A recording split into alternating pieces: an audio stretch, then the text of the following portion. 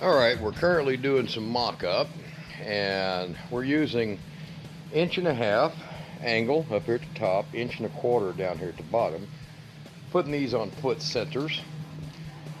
And down here we're going to be using 1" angle that's going to be used for the fender mounts. Being cup mounted, we're going to be tack welding all this together and using this plate to go level between the 2 points of each one of these. And we're going to have a few more of them in there. You can see the marks down there where they go. Now the rest of this is just going to be some pretty simple construction technique. Nothing really hard to do. And here over here is the fenders. This is one of them, just a production fender, and we'll be showing how to mount that thing here pretty quick. And I had this sitting in storage for about probably 7 or 8 years. So it's a little rough for wear, but tacked up good, cleaned up okay. A lot of grinding, a lot of rust was on it, but I have a pair of them and working on that next. As you can see up in there, there is the shocks. The trailer's now for squaring purposes on these jack stands all the way around. So they're all mounted on there, and you got a little bit of trimming, cut, and cleanup work to do, and a whole lot of cleaning. All of these rails are fully welded in, tires are removed, and this is the plating. Needs some grind down. This is the plating that the fender is going to mount on. The lower half of the fender will mount here, and that also gave me an opportunity to beef it up a little bit, like little braces going down, additional places. Back here on the back, we will have, for the brake lights and license tags on this side, we have a piece that just got bent into place, old piece of scrap metal to strengthen up the rear for the gate that goes on here, and just an old cheap salvaged RV light, boat trailer light or boat light or whatever you want to call it. So it will mount on here like so. A license plate will have a mount underneath it that will go down also down here. The other side not yet to be finished. The fender ready for it, but the other side is not finished yet. And we have the whole trailer's up on jack stands to make sure it stays perfectly squared. And as you can see, all the shocks are mounted. I still got a little work to do in here, but not too bad. These are the steps of building this out of a salvaged RV frame. Now, this RV frame is quite unlike most of them built today. This is an older RV frame. The way that it's built is substantial compared to the way that the new ones are built. This has very heavy framing inside of it. I built these additional trusses in it. That is original framing, that's original framing, and this is original framing. And then what they used going across here was metal also, but it was removable, and I did remove it and redo it. So that Big Harbor Freight welder is doing a good job. It's got about 1,000 hours on it. Seems to be still running good, but the fan's giving out on it. And give you an idea here, what we're looking at, we've got a 16-foot bed, and total cost to do this is going to probably be in the $300 to $400 range when it's all said and done. So not too bad. And if you want to know anything about this, this is the Harbor Freight Portaband or portable bandsaw, and it is dynamite. It works like a dream. I've had this about my 4th blade on it. So far, no problems, easy to use. Walk over here and we'll see the wood. This is the wood that's been sitting for about 5 years. I painted it with barn red oil-based paint, and it's more dirty than anything else. And 16 footers, so that gives you an idea of what we're working with. Pretty good sized trailer when you think about it. My big old messy shop back in here. But you'll see more on this trailer in the next video, which is completion, all the full framing and the gate on the back. So stay tuned to that. Anybody can do this. This is not hard to do, and anybody can learn how to weld just by watching 4 or 5 welding videos. Basically, it's that simple anymore. So if you think you can find you an old RV frame and get you one that's beefy, one that's strong, something that's like this, solid boxed, you'll be ahead of the game. And if you want to replace these hubs, to remove the 944 hub or the Dexter hub, they come under numerous brandings or numerous styles. If you want to remove those, the spindles will accommodate modern hub sets. So I'm going to be doing a video on that, and I'll link them to where I got those from when you see it in the video next time around for that one. Well, I tell you, you know what's real weird about living here, man? Look at this stuff coming. Wow. Well, it's good to have a big old shop building, so let's get at it. All right. Giving my viewers a little update of what my goings on are. Got a generator. You'll see it in previous videos. And this is the trailer.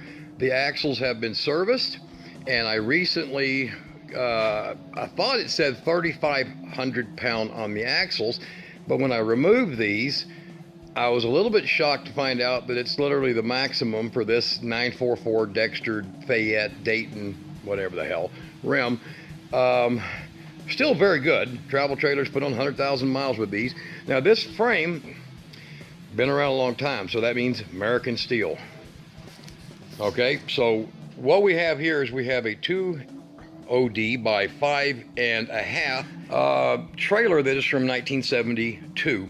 And the trailer frame is originally an Aristocrat, old RV trailer frame. Looking them up, I found that Aristocrat outsourced their trailer frames from a real trailer frame manufacturer. So now you know why it's so beefy for a trailer frame. As of 1988-89, RV companies, by paying off the people in California and Indiana, you know the rules, you know the program, bribe money apparently, and allowed these RV manufacturers to build with shit. So pretty much everything from 88, 89 started getting filtered down to where the frames became shit. This trailer luckily is a 72, and I recommend, if you're going to find an RV trailer that is going to be used like this one to make into a big flatbed, I would recommend you find one that's pre-89 or 90 backwards. Some of them since then are still good, but look for the older ones for that purpose. Now, these being 5,500 pound axles, I wanted to go ahead and service these, and we are able to use the 944 Fayette Dexter Dayton rims on these. They put on lots of miles. They seem effective. A lot of grinding work left to do here. My fenders will mount on here, and they're factory fenders, and they'll mount fine here.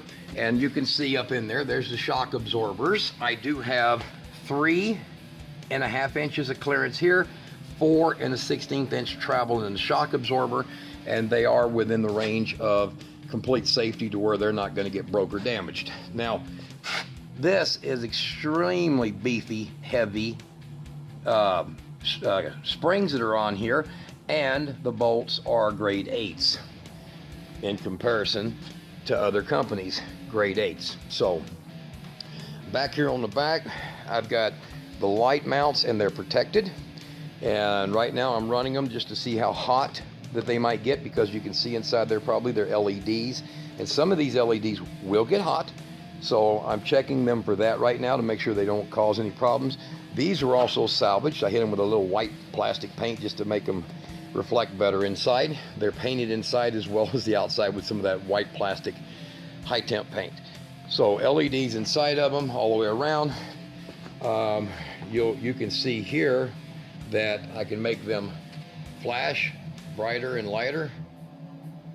So just using that battery there, kind of rigged up there to test my stuff. The trailer is currently on jacks. We have the spare tire mount, which will be going over here.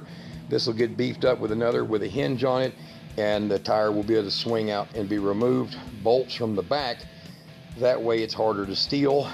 It will also swing in and have a lock on it, and that makes it a good job there. Now, this generator is that one you see in my other videos that I repaired. I got it for 40 bucks, and it kicks ass. I mean, it's really a good generator. So it's going to be permanently mounted on here because this trailer, other than a lot of wire brush cleanup stuff, is a good trailer. The boards have been sitting for 5 or 6 years out in the weather. I painted them with barn red paint, Bear brand, barn red paint, and they have been impressive survivors. This is just a powdered dust, dirt that's on them right now, but the paint's held up extremely well for these just being stacked in a pile outside for 5 or 6 years. So I recommend the barn red paint. You can look it up, get it at Lowe's, Home Depot, wherever the hell. It really soaks into the wood and lasts a very long time in the weather and seems to preserve them. Some of these wood has got a little bow in them, so when I bolt them down, they'll be fine. Using quarter carriage bolts, 2.5 inch long, to go through the frame. This trailer has a lot of frame members in it. So if you look in here, this piece of a lot of old salvage here. If you look in here, flip one of them over here, you see all the multiple frame cross members that are in here. There's just a lot of them, and all of the yeah, you see all the bird crap all over the boards. So all of the boards, all the bolts that'll be going down in here, including some of them that are trailer deck bolts that'll have the self-tapping for some of these hard to reach places. They're going to put this down, and we're going to be left with about 3/16 a gap between the boards when we're finished, to allow for expansion and contraction, freezing, drainage, things like that.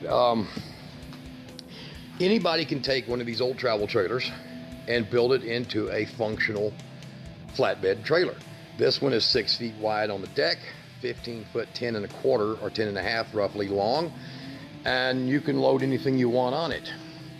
Come up with a pretty unique plan for a rear gate back here, which means it's just a removable, and using this as a template. This is unistrut. So this is 1.5 inch by 1.5 inch unistrut. It has a 7/8 wide opening right here. So you can see this here. This is a 3/4 inch wide trim board. Drops right down inside there. These boards have yet to be tail-ended cut, and they're a little down from this end.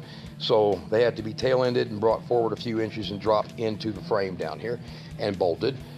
Other than that, a little update on my trailer and what we've done with it.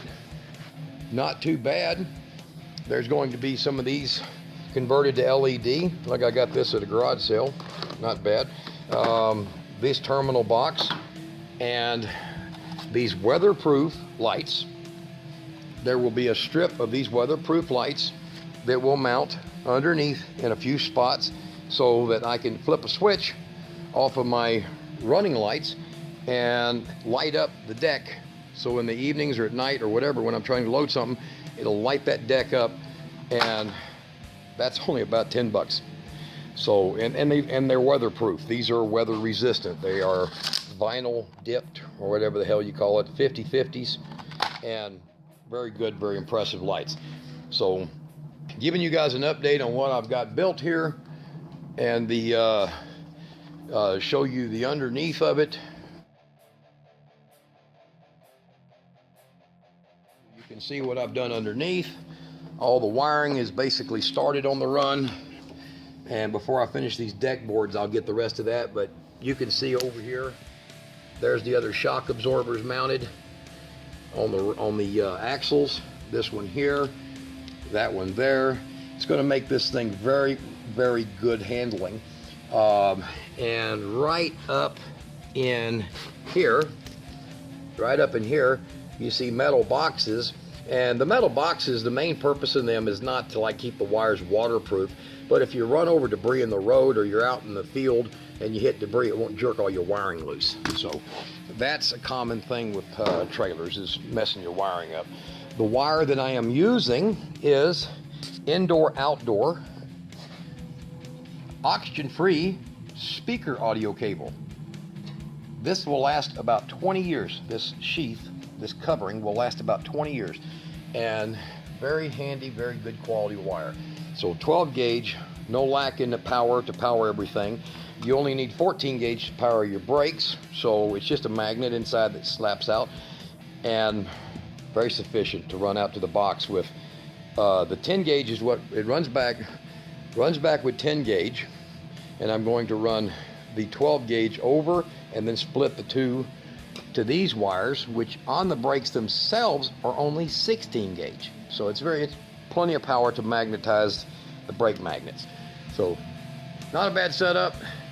Generator will be mounted permanently, a lot lower without all its hardware on it, and we'll have a finished job.